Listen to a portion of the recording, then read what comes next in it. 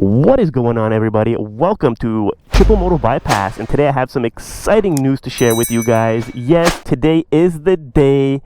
Triumph Street Triple 675R, just picked it up a few weeks ago, and I haven't had much time to enjoy the bike. I haven't really had any seat time, so today I'm taking her out. It's a nice weekend, got some free time, and I want to introduce the bike to you guys, the channel, and just talk about some of the basics, why I went with this decision. I mean, I don't think I made a bad decision. For me, this thing is amazing. I mean, when I walk by this thing in the last, few weeks or so since I've had it, and I'm getting into my car on the way to work, every time I pass this thing, it just puts such a grin on my face. And to me, that's how you know you made the right choice.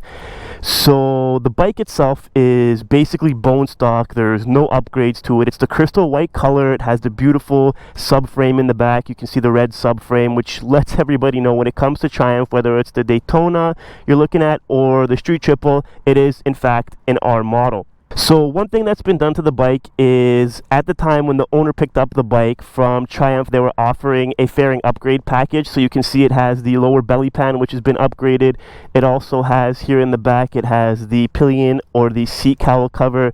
I've seen this seat without that, and to be honest, it looks like a WR250 seat or like an ADV seat, so that's really nice and really holds true to the sport vibe of the bike. And then if we come over here to the front, we have the windscreen, which is really nice. Kind of cleans up the front a little bit, brings everything together, has that streamlined vibe going, which is really nice. And I mean, I haven't had this thing on the highway for too long, but being my first naked bike, coming from a fully faired bike, I had the R3 before, for those of you guys who have been staying updated and watching the channel, it's going to be a little bit different. It's going to take some getting used to a naked bike, and hopefully the front windscreen, that little tiny front windscreen, will help a little bit. Also, when I picked up the bike, it had the factory tires on it, which are great tires, don't get me wrong. They're the Rosso Corsas, beautiful tires, but however, they were the tires that came with the bike back in 2014. This is a 2014 model, and the tires were from 2013 or 2012, I forget. Either way, you're looking at 7-8-year-old tires, so I'm not a fan of that, definitely not safe. So I swapped them out for the Bridgestone Battle Axe S22s. I had the S20 Evos on my R3, big fan of them, so we made a jump to their newest version, which is the S22s. So that's Bridgestone's, it's their Hypersport model tire, and so far I've just broken them in and put a few kilometers throughout the week, and that I'm really liking the vibe of them. They feel really nice, and as I'm getting acquainted with the bike, hopefully we can scrub them in properly and enjoy them. Other than that, I haven't really done much. Like I said, I threw the RNG cotton reels on the back, as you can see there, just to be able to do some small maintenance, chain maintenance. The chain was a little dusty when it was sitting, so I'm a big fan of doing whatever maintenance I can. So I threw those bad boys on, picked them up at a good deal. They got shipped out really quick, so I said, hey, why not? So what are we doing? Let's get out on the road. Let's ride this bad boy. All right, what is going on the road? Triumph Street Triple R. So picked this thing up a few weeks ago, and some of you guys may be wondering why I went with this bike. And I did a lot of thinking about it. I did a lot of research. Originally, I wanted the FZ07. My heart was really set on that.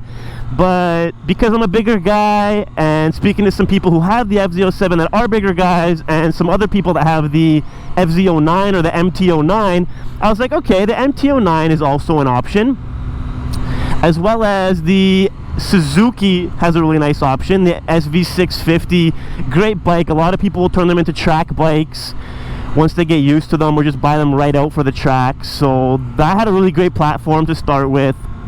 However, again, I didn't want to, as I did with the R3, I didn't want to buy a bike and have to do upgrades. So the FZ07 has super soft suspension, not a fan of that, and I would have had to put in, $1,500, $2,000 to get, an adjustable suspension.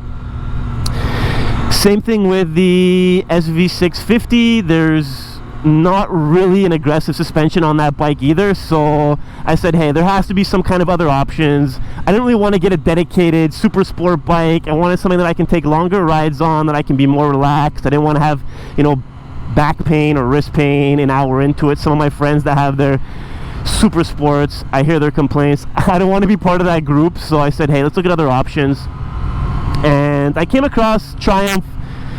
The Daytona is an amazing bike, a lot of great reviews, and then I found out this thing, it's not, originally I thought it was a naked Daytona, but it's kind of a detuned version of that, more for the street, more upright. And I saw this thing, I started looking at the specs, and I saw, you know, fully adjustable suspension, front and rear. I saw the tires it came with, I saw the reviews, and then I heard this thing like the sound of the triple engine is so unique. And at one point we're definitely gonna have to throw an exhaust on it. But yeah, I picked up this bike and I'm loving it so far. Have no bad reviews as I'm getting acquainted with it. I'm gonna have to get used to some of the controls. I mean, all bikes have different controls, so coming from the R3, everything is pretty much the same. You have, you know, your turn signals, your horn, your low beams, high beams, your start, your kill switch, but they're all just kind of moved over a little bit. So when it comes to, you know, doing things without having to think, and I'm in traffic and things have to get done quickly, that's definitely gonna have to take some getting used to. That and the mirrors on this thing. So these mirrors are pretty close. I mean, I don't even know if they're in the camera shot right now, but they're, like, if I put my arm out, they're, I would say, halfway between my elbow and my wrist. Whereas the R3, they were out here, as they would be with most sport bikes. So I kind of have to put my head down and to the side. Not a fan of that. Definitely gonna have to change those out at some point. So my top two mods for this thing, other than, you know, getting some frame sliders and some small protection, we did the cotton reels. I'll probably put a fork slider on the front as well, just to be safe. Especially because I have the intention to take this thing eventually to the track at some point. We're gonna do the exhaust. That's definitely a must. I mean, this thing, this thing, I don't want to go too fast, but I can't wait to put an exhaust on this thing.